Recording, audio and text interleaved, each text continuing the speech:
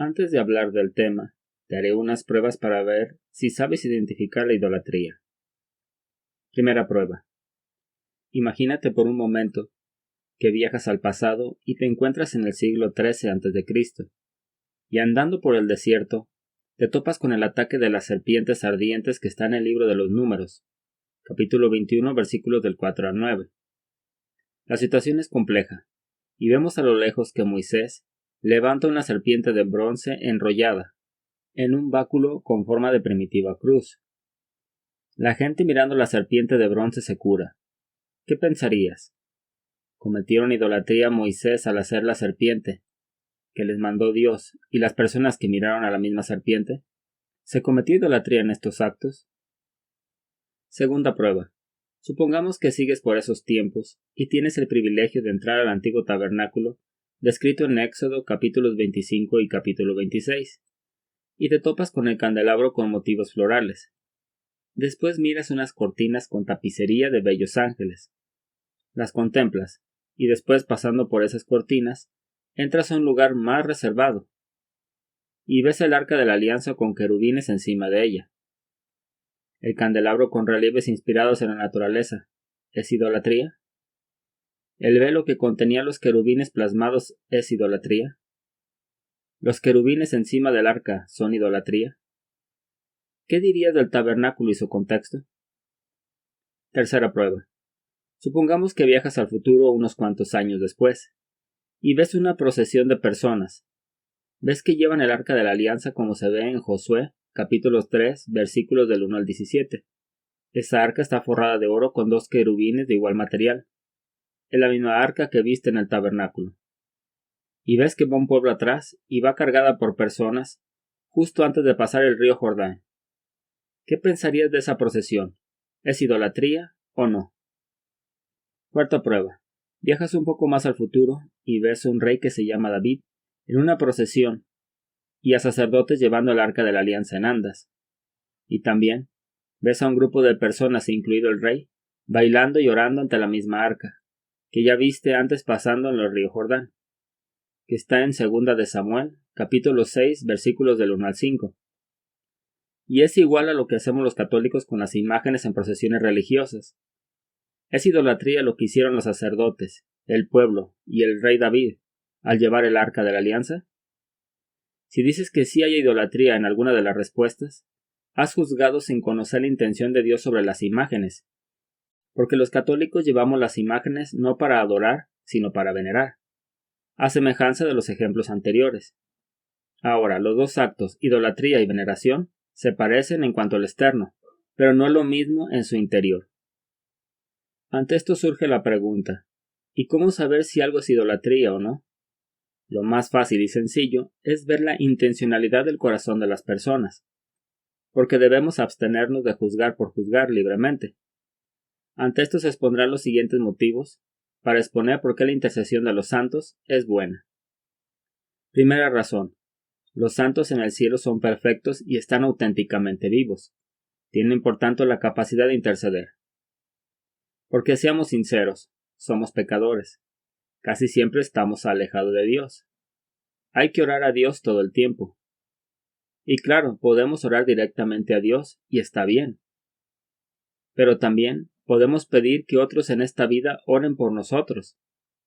Así sean igual de pecadores que nosotros. Y está bien. Entonces, si orar directamente a Dios está bien y pedirle a otra persona que ore por nosotros está bien, ¿por qué no pedir a los santos que están en el cielo que intercedan por nosotros? Y de ahí surgen unas preguntas sobre los santos en el cielo, no tan difíciles de contestar. Cuando alguien entra en el cielo, ¿deja de interceder por los que dejó en la tierra y que sigue amando? Si en el cielo se pierde la capacidad de interceder, ¿entonces en el cielo no hay plenitud en el amor? ¿No hay libertad en la caridad? Y si no hay plenitud en el cielo en el amor, ¿hay limitación en Dios? ¿Todos los santos en el cielo son perfectos? Si los santos son perfectos en el amor y no pueden interceder o dejan de interceder en el cielo, ¿siguen siendo perfectos con la limitación en la caridad tan obvia?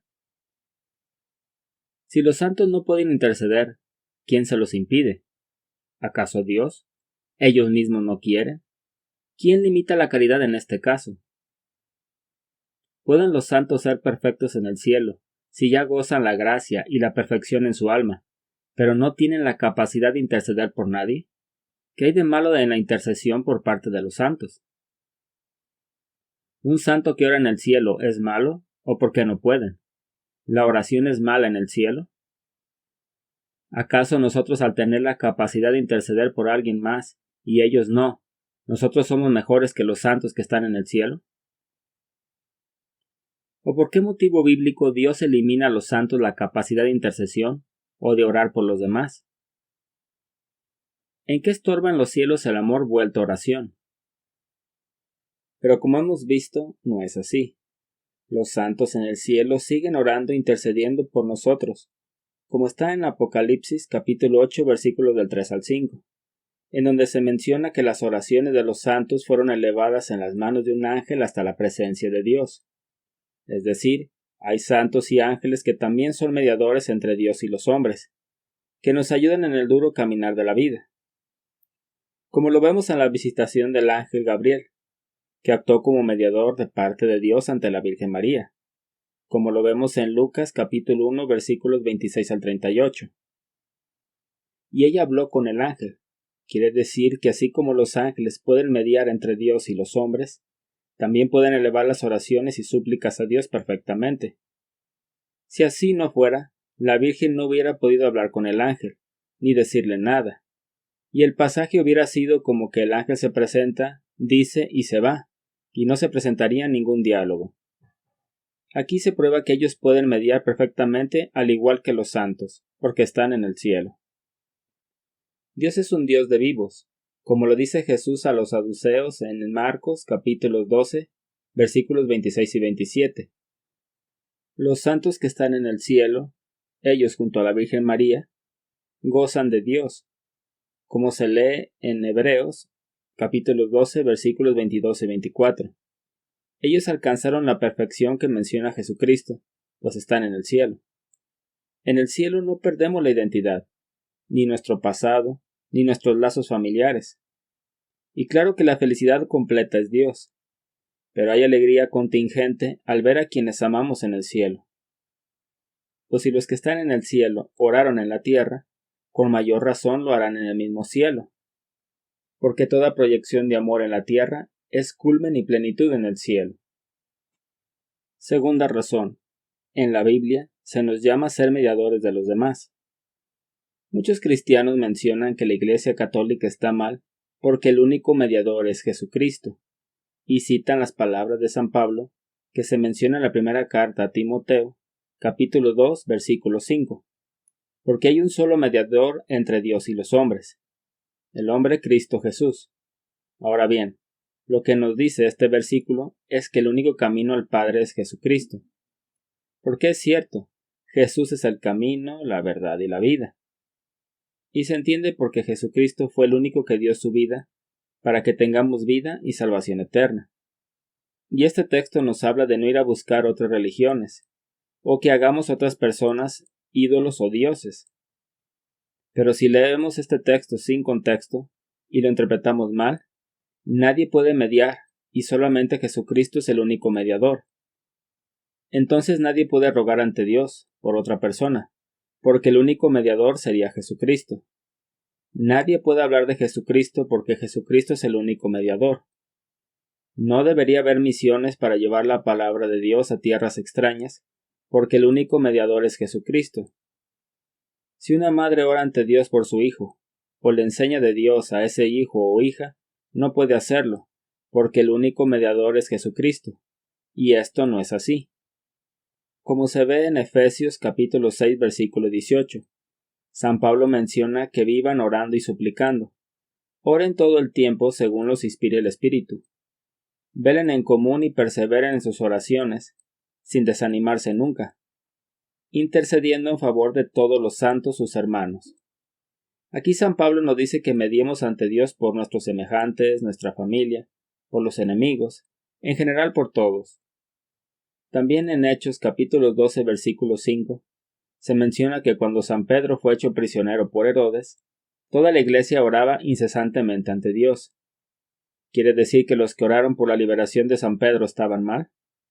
Por supuesto que no, porque orar por el prójimo es muy importante para llevar la caridad a los demás de manera espiritual y fortifica el alma al elevar a Dios peticiones de amor, para pedir por los que nos rodean.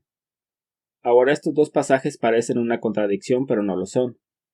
Estamos llamados a interceder unos por otros ante Jesucristo. Cuando le pedimos a un santo o a la Virgen María, le pedimos que ore por nosotros ante Jesús por nuestras necesidades. Basta ver la Biblia para ver que nunca hay que interpretar un concepto absoluto por un solo pasaje, porque al hacerlo corremos el peligro de alejarnos de Dios, pues puede haber aparentes contradicciones que no las hay. Por ejemplo, dice la Biblia que Jesús es el único pastor, como en 1 de Pedro capítulo 2 versículos 24 y 25, o en Juan capítulo 10 versículos del 11 al 16. Pero por otro lado, en Efesios capítulo 4 versículo 11, menciona que existen pastores para dirigir la iglesia. ¿Hay contradicción en estos puntos? O también, en Juan capítulos 21 versículos del 15 al 17, en donde Jesús le dice a San Pedro que apaciente sus ovejas y corderos, por lo que le da a San Pedro el título de pastor de la Iglesia Católica, que el mismo Jesucristo fundó. Entonces vuelvo a la pregunta, ¿hay contradicción en Jesucristo? Claro que no. Hay que entender que nos dice que nadie puede suplantar a Jesucristo como el supremo pastor. Pero esto no exime que nuestro padre o nuestra madre que nos criaron, obispos, sacerdotes, laicos, familia u otros, también sean pastores que ayuden a Jesucristo a guiar el rebaño. También dice Jesucristo que no se puede llamar a nadie en este mundo Padre, como lo vemos en Mateo capítulo 23 versículos 9. Pero San Pablo se presenta como Padre en la primera Tesalonicenses capítulo 2 versículos 11. ¿Acaso San Pablo contradijo a Jesucristo? Y también en el cuarto mandamiento de la ley de Dios manda honrar al Padre y a la Madre. Pero si negamos ese título a nuestro Padre, entonces faltaremos al cuarto mandamiento. Y se vuelve a la pregunta, ¿hay contradicción en Jesucristo? Por supuesto que no. Él va más allá. Por lo tanto, no hay que tomar una sola cita de la Biblia y sacarla de contexto, porque se pierde la esencia, y se pierde la intencionalidad profunda y real de lo que quiere Jesús para nosotros. También dice en la Biblia que la única base o fundamento es Jesús, como en la 1 Corintios capítulo 3 versículo 11. Pero en Efesios capítulo 2 versículos 20, dice que los apóstoles y los profetas son base o fundamento, y que la piedra angular es Jesucristo.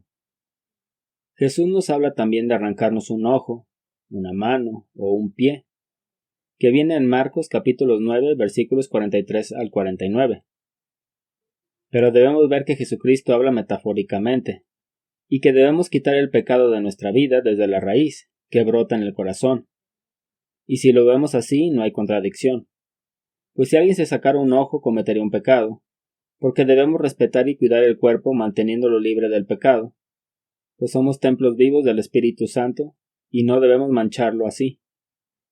Y hay más textos con aparentes contradicciones, pero cuando se habla de manera absoluta en el texto de que no hay nadie más, se refiere a que no debemos suplantar a Jesucristo, no de que dejemos de actuar nosotros, porque la palabra de Dios nos llama a llegar a la plenitud, y no a quedarnos mirando pasivos. Pues hay que tener cuidado, porque los tibios Dios los vomita, pues estamos llamados a la salvación y a la salvación de los demás. Tercera razón, el sentido común. En las bodas de Caná en Galilea, como vemos en Juan capítulo 2 versículos del 1 al 11, en donde se nos narra que la Virgen María, su madre, intercede porque en la boda se quedaron sin vino. Jesús al principio le menciona que no es el tiempo para eso, pero por la petición de su madre inicia su ministerio, y tan así fue que Jesús cambió sus planes que tenía. Así pues, los santos y la Virgen María nos pueden ayudar, porque ellos ya pasaron por la gran tribulación que nosotros actualmente pasamos. Ahora, cuando nosotros oramos, nuestras oraciones son presentadas a Dios como lo vimos en Apocalipsis capítulo 8 versículos del 3 al 5. Nosotros los católicos, cuando le pedimos a los santos o a la Virgen María, sabemos que ellos no son Dios, ni son igual a Dios. Pedimos como lo hizo Adonías cuando habló con Betsabé, que era la madre del rey Salomón, como se narra en Primera de Reyes, capítulo 2, versículos del 13 al 22. Eso se hace con la oración de petición. Nunca suplantamos a Jesucristo. Al contrario, nos valemos del amor de la iglesia triunfante para hacer más llevadero el camino de la iglesia militante. Ahora bien, cuando alguien mira una procesión con un santo o con la Virgen, no se hace algo diferente a lo que hicieron los israelitas con el Arca de la Alianza. Los llevamos no como dioses, sino como personas que supieron vivir la voluntad con su ejemplo y esfuerzo, y que tienen la capacidad de interceder por nosotros ante Dios, pues están contemplando a Dios en todo su esplendor. Cuando nuestros templos tienen imágenes, no es muy diferente a la tienda en donde estaba el tabernáculo, pues estaba llena de colores y hasta estaba adornada con imágenes de querubines. Dios nos dio la capacidad de amar, y este amor se puede expresar de muchas maneras.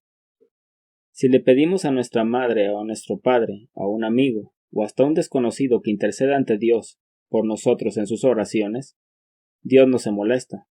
Al contrario, los lazos de hermandad espiritual se fortalecen. Dios sabe diferenciar entre idolatría e intercesión. Porque si un cristiano critica nuestro actuar, debe de condenar también el Arca de la Alianza, la serpiente de bronce, y debe de condenar el tabernáculo. Pues ¿qué diferencia hay de las procesiones de ellos o del tabernáculo con las procesiones nuestras o de nuestros templos? Ahora bien, la serpiente de bronce fue destruida, como lo vemos en la Segunda de Reyes capítulo 18 versículo 4. En el momento en el que el pueblo la comenzó a idolatrar, el rey Ezequías la destruyó, pues le comenzaron a quemar incienso. Antes de eso, hay que aclarar que pasaron más de 600 años, y la serpiente de bronce se encontraba en el templo de Jerusalén sin ningún problema.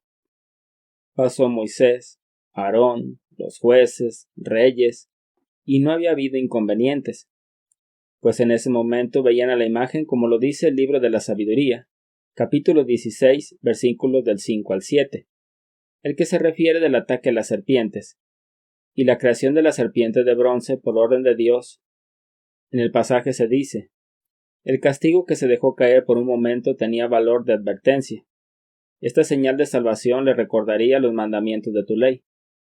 En efecto, cualquiera que se volvía al objeto de bronce se salvaba, no por lo que tenía a su vista, sino por ti, Salvador de todos. Y hasta Jesucristo la menciona como referencia, cuando dice que así como Moisés levantó la serpiente en el desierto, así sería levantado el Hijo del Hombre, como lo vemos en Juan capítulo 3 versículos del 14 al 15. Si Jesucristo lo utiliza para resaltar su pasión y su triunfo, ¿es mala la serpiente de bronce? El detalle es que comenzaron a idolatrarla, y es ahí donde el rey Ezequías la destruyó. Antes de eso solo se veneraba, como se menciona en el libro de la sabiduría antes mencionado, y no pasaba nada. Ahora bien, el Arca de la Alianza fue vista por el pueblo, como lo vemos en Josué capítulo 3. Pasaron el río Jordán y vieron el arca. Y también en la toma de Jericó la vieron los soldados y los sacerdotes, y hasta los mismos enemigos en Jericó, como se narra en Josué capítulo 6. Fue capturada por los filisteos, como se lee en la primera de Samuel, de capítulo del 4 al capítulo 6, y estuvo 7 meses fuera de Jerusalén. Y otras veces también la vieron los sacerdotes, Moisés y muchísimas personas, y nadie pretendió destruir esa imagen, porque hay diferencia entre venerar y adorar. Y con este ejemplo surge una pregunta: ¿por qué Ezequías destruyó la serpiente y no destruyó los querubines que se encontraban en el Arca de la Alianza? Muy sencillo, los querubines eran venerados, no idolatrados, como pasó con la serpiente de bronce. Además, en este anterior ejemplo de lo que hizo el rey Ezequías, vemos los dos errores que se pueden cometer en tiempos modernos con relación de las imágenes, y estos errores se dan por exceso y por defecto. Por exceso sería caer en idolatría, como lo hizo el pueblo al adorar la serpiente, y en el otro el de destruir la imagen, como lo hizo Ezequías, porque la idolatría no está en la imagen sino en el corazón. ¿Porque acaso se acabó la idolatría en el pueblo judío al destruir la imagen? Claro que no, porque la idolatría radica en el corazón. ¿Acaso no sería mejor educar a las personas entre la diferencia entre idolatría y veneración? Porque el rey Ezequías hizo bien en destruirla debido a la limitación teológica de su tiempo. Pero con la revelación y las enseñanzas de Jesucristo, no es más fácil educar el corazón, pues no es lo de afuera lo que mancha al hombre, sino que sale dentro del corazón, como se lee en Marcos capítulo 7, versículos del 14 al 23. El pecado está en el corazón, de manera que se puede cargar una imagen religiosa en una peregrinación o procesión, y no hay problema si no hay idolatría en el corazón de quien lo porta. Y si alguien juzga sin conocer las intenciones del corazón, cae en el error de ver pecado en todos lados. Cuando Jesucristo dice que el verdadero pecado está en el interior, y eso solo Dios lo puede juzgar. Porque la verdadera idolatría está en el corazón del ser humano. De ahí nace, como lo dice en Mateo capítulo 15, versículo 19. Porque además surge una pregunta: ¿en dónde se construye realmente un ídolo? ¿En un pedestal o en el corazón? Y a veces ni siquiera material se necesita. Cuando un papá o una mamá ama demasiado a su hijo más que a Dios, no le corrige y lo deja pecar, lo convierte inmediatamente en su ídolo, y no necesitó hacer ninguna estatua para adorarlo. Si alguien ambiciona el dinero, ya tiene sus dioses en plásticos, metales y papeles, y ni siquiera los elaboró. Pues las imágenes por sí mismas son simplemente eso, imágenes. La idolatría nace en el corazón. Si la intención de un católico es la búsqueda de intercesión de los santos o de la Virgen María, sin caer por esto en idolatría, ¿en dónde está el pecado? Además, Dios sabe la diferencia de un corazón que busca a un santo para buscar su intercesión y el del otro para fabricar un ídolo. Un católico lo entiende, cuanto y más Dios. Cuando les pedimos a los santos, ellos se hincan al igual que a nosotros ante Dios. Se unen a nuestra oración. Nunca suplantan a Dios, si no dejarían de ser santos. Son humildes y están llenos de amor. ¿Cómo no van a interceder por nosotros, si están auténticamente vivos en el amor? Si nosotros intercedemos unos por otros, ¿por qué no ellos? Es por eso que es bueno apoyarnos de ellos para poder seguir adelante. Y por todo esto aquí planteado, se concluye que Dios sí aprueba la intercesión de los santos. Hasta aquí este video. Muchas gracias por tu valioso tiempo. Te invito a suscribirte y a compartir este video a los demás. ¡Ánimo!